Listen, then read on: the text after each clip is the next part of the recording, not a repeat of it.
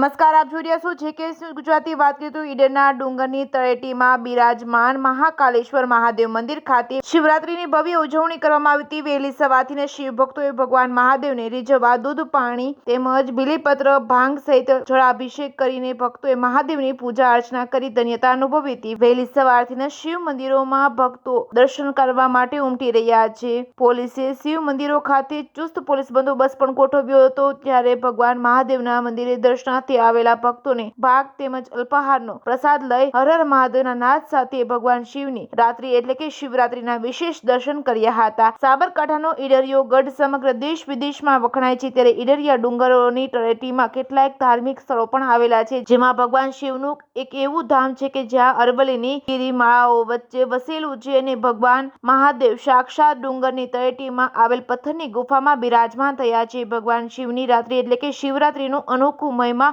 રહેલું છે. શિવરાત્રીના દિવસે શિવ ભક્તો ભગવાન ભોળાનાથની શિવલિંગમાં દર્શન કરતા હોય છે. હર હર મહાદેવના નાદ સાથે શિવ ભક્તિમાં રંગાઈ જતા હોય છે. આજે વહેલી સવારથી શિવ ભક્તો ભક્તિના રંગે રંગાયા હતા. જેકે ગુજરાતી સાથે અશોક નાઈ, સાબરકાંઠા.